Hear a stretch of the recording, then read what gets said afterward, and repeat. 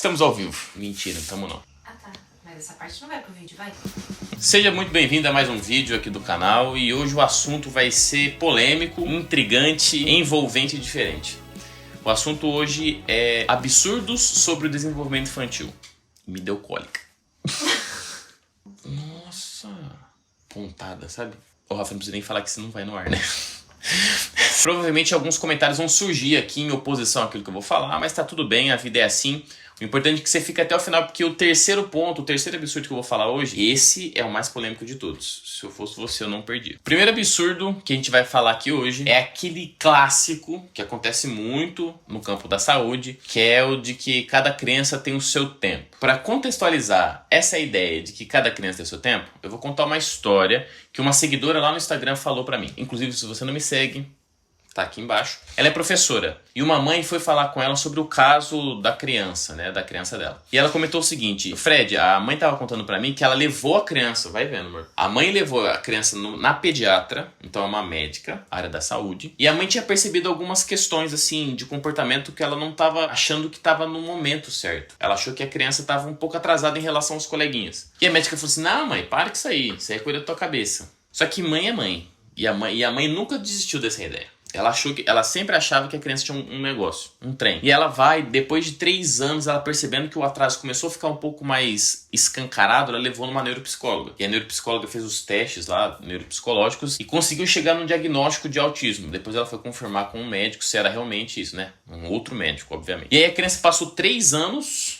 com sinais de possível diagnóstico de autismo, e a médica falou que era coisa da cabeça da mãe. E é importante deixar isso bem claro, porque olha o tanto de tempo que a criança perdeu de intervenção. E por que eu conto essa história? Porque é muito comum essa ideia pairar no meio da educação e no meio da saúde. É muito comum a gente escutar assim: não, relaxa, ó, deixa a criança se divertir, cada criança tem o seu tempo, ela vai falar na hora que ela quiser. E isso é perigoso. Essa ideia traz 2 erros assim, bizarros e perigosos. O primeiro deles é de que não existe atraso. Se cada criança tem o seu tempo, não existe essa história de que a criança está atrasada. Isso é um BO tremendo, porque aí eu mascaro um possível atraso da criança. E outro erro muito comum é de que eu vou retardar, eu vou adiar um diagnóstico possível. Nesse caso da história que eu contei, foram 3 anos para os sinais ficarem mais ostensivos, mais escancarados para conseguir receber o diagnóstico. Olha o tanto de tempo que a gente perdeu. E outra, a gente sabe que intervenção precoce tem efeitos assim enormes para o desenvolvimento de uma criança. Mas isso não quer dizer, presta atenção, isso não quer dizer que uma criança tem que falar nos marcos direitinhos estabelecidos do desenvolvimento. O que eu quero dizer com isso?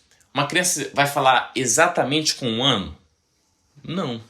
Existe uma margem ali para a gente definir mais ou menos se ela está dentro do comportamento esperado. Então, uma criança pode falar com 1 ano e 1 mês, 1 ano e 2 meses, 10 meses, 11 meses. Agora, se uma criança demora 3 anos para falar uma palavra, ou se ela tem 3 anos e fala 1 ou 2 palavras, ou 3, 4, 5, isso tá errado. Isso é preocupante. Isso a gente tem que prestar atenção nessa questão, porque isso é um atraso do desenvolvimento. E isso é muito importante. E assim, não vem falar que cada criança tem seu tempo, que não tem, beleza? O segundo absurdo muito comum que a gente escuta, e a Camila já trabalhou com bicho, ela sabe do que eu tô falando. Ela trabalhou com peixe, né? Peixe, trabalhou com peixe. Olha o que ela trabalhava: epilepsia em peixe e perda de memória. A gente nem sabia que peixe tinha memória, né? Você sabia que peixe tinha memória? Não sabia. Você sabia que peixe tinha crise convulsiva? Você sabia que peixe tinha crise convulsiva? Também não, né? Vivendo e aprendendo. O segundo absurdo vem da ideia errada de um experimento com o modelo animal que acabou sendo extrapolado para criança. Esse experimento era assim: pegaram grupos de ratinho, né? Um ratinho que vivia num ambiente enriquecido, tinha bolinha, túnel, rodinha, ela brincava, se divertia, e o outro não tinha nada. Tava sozinho, tadinho. E aí o que eles fizeram depois? Pegaram o cérebro e analisaram o cérebro daquele ratinho que estava num contexto enriquecido e aquele cérebro que não estava num contexto enriquecido. E eles perceberam o quê? Que o cérebro daquele ratinho em ambiente enriquecido tinha mais conexões, tinha mais neurônios, tinha aquilo que a gente chama de espinhas dendríticas, que são ramificações lá no neurônio. E aí o que as pessoas pensaram? As pessoas leigas e pessoas, sei lá, mal intencionadas. Eu não sei por que as pessoas pegaram um experimento em modelo animal e jogaram para uma criança, para o ser humano. Por quê? O que eles fizeram depois? Pegaram esse conhecimento que a gente fez no modelo animal e aplicou na criança no sentido de, com os 2 anos, 3 anos de idade, a gente tem aquilo que a gente chama de poda sináptica, que é um período natural, um processo natural, um fenômeno natural de perda de neurônios e perda de conexões, sinapses que já não são funcionais para aquela criança. Então, com 2, 3 anos acontece isso. E o que as pessoas começaram a pensar? Nossa, poda sináptica é ruim. Então o que a gente tem que fazer? Vamos ensinar tudo que a gente pode para a criança antes dos 3 anos. Porque quanto mais a gente ensina, quando acontecer a poda sináptica, menos ela perde. Só que quando a gente pega um experimento que é feito em modelo animal e joga para o ser humano, não é bem assim que as coisas acontecem. Não tem relação direta assim. Eu não posso ver um experimento que foi feito em um rato e achar que isso vai acontecer no cérebro humano. E aí essa ideia pairou por muito tempo. Tanto que você consegue encontrar vários brinquedos para crianças de 3 anos. Quanto mais a idade vai avançando, os brinquedos acabam tendo menos estímulos visuais, por exemplo, menos estímulos sonoros. Muito por conta desse resquício desse tipo de ideia, desse tipo de experimento. E a pergunta que fica, existe período crítico? O que você acha? O que você acha? Você acha que tem? Não. Você acha que não tem?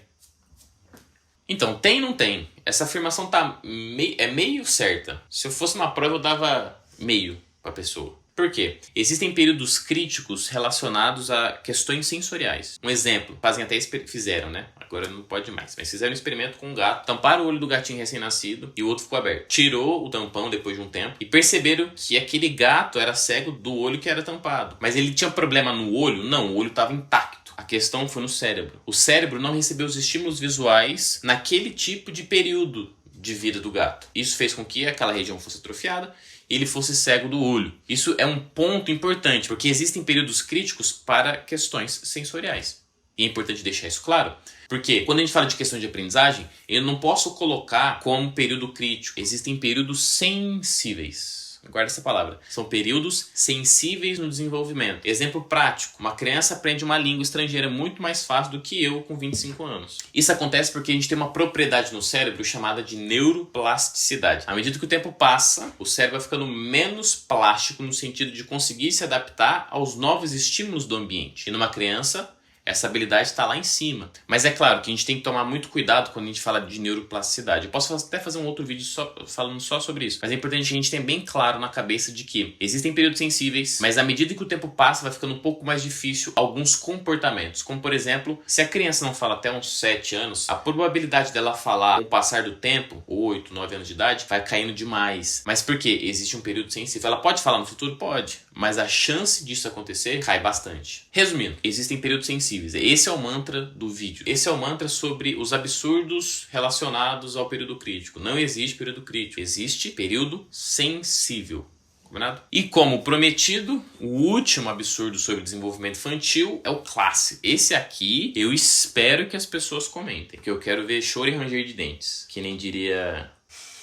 Jesus, tô brincando, eu sei quem falou isso. Seguinte, o último absurdo sobre desenvolvimento infantil é o famoso bater educa. E eu quero começar contando uma história que aconteceu comigo. Possivelmente você passou por uma situação parecida ou outras coisas relacionadas ao bater. Só que eu queria contar uma história que acontecia muito quando eu tinha, 12, 13 anos de idade. Depois que eu almoçava, eu ia pra escola à tarde. Só que tinha um período ali que eu ficava ocioso, né? Eu e minha irmã. O que a gente fazia? A gente tinha a péssima ideia de jogar bola entre o almoço e ir pra escola. Qual que é o problema disso? Alguns problemas. Meu pai tava dormindo, a gente chutava a bola no portão e era o sol do meio-dia. Ou seja, a gente já ia pra escola fedido, porque quem dá aula sabe do que eu tô falando, a gente deu aula, né? E uma coisa que é incrível, como que a gente fede depois que a gente volta do intervalo.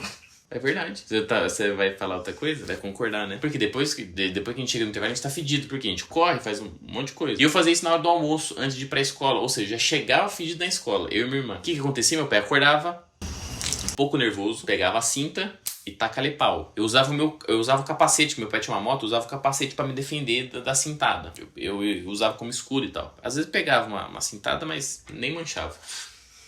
Nem marcava a pele. Qual que era a função daquele comportamento de bater? A função daquele comportamento de bater era diminuir a frequência com que a gente jogava a bola antes de ir pra escola. A função do bater ali tinha como papel, e assim, vou dizer, grande parte do bater que os pais têm com as crianças, ou que os adultos fazem com as crianças, é para reduzir um comportamento que a gente acha que é inadequado. Então uma criança está fazendo a arte e o pai e a mãe batem na criança para que ela pare de fazer arte, não é isso? Eu estou punindo aquele comportamento, fazendo com que ele diminua de frequência. A questão, e aqui é uma questão genuína mesmo, é uma pergunta genuína. Você acha que bater vai educar? Ou bater vai reduzir só o comportamento que você acha inadequado? A questão não seria mais interessante apresentar um comportamento adequado, em vez de simplesmente bater? Eu tenho que dar um modelo para aquela criança saber como se comportar.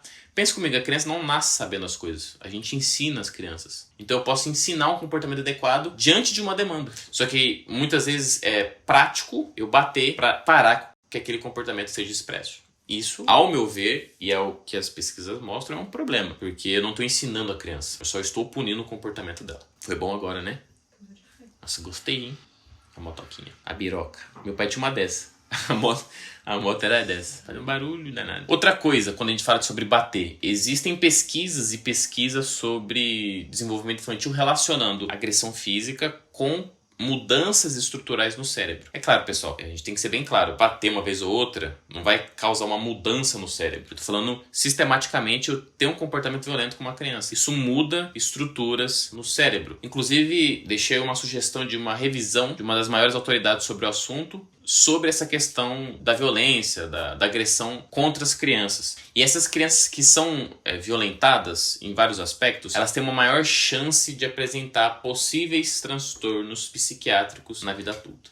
Sabia disso? Não sabia. Mas é intuitivo, né? Tem coisa na ciência que a gente sabe, porque a gente experiencia e vê as coisas do mundo. É importante ter ciência por trás para embasar aquilo que eu tô falando, porque senão fica no achismo. Então é claro, é meio óbvio achar que uma criança vai desenvolver transtorno psiquiátrico quando ela é agredida na infância. Mas eu preciso ter uma revisão ou uma revisão, não necessariamente, mas tem que ter um trabalho científico por trás mostrando que isso acontece de fato. Porque senão as pessoas acham que é frescura. Eu sei que essa questão sobre bater é polêmica. Muita gente acredita e muitas vão falar assim, é porque você não tem filho, deixa o seu filho nascer. Pode ser que eu queime minha língua. A vida é isso. Só que bater não é uma opção se você quer educar. Esses foram os 3 absurdos sobre desenvolvimento infantil que eu coloquei. Foram os mais chamativos assim e aqueles que eu já conversei com algumas pessoas sobre o assunto. Mas e você? Você tem outro absurdo que é importante que eu não falei aqui? Deixe nos comentários. Porque eu com certeza quero saber. E quem sabe fazer uma parte 2 sobre absurdos do desenvolvimento infantil. E não esquece que aqui nos comentários e na descrição do vídeo eu deixei sugestões de leitura. Use e abuse. Não vou falar isso. Aqui na descrição e nos comentários tem sugestões de leitura sobre todos os absurdos que eu coloquei no vídeo de hoje. Te espero no próximo vídeo.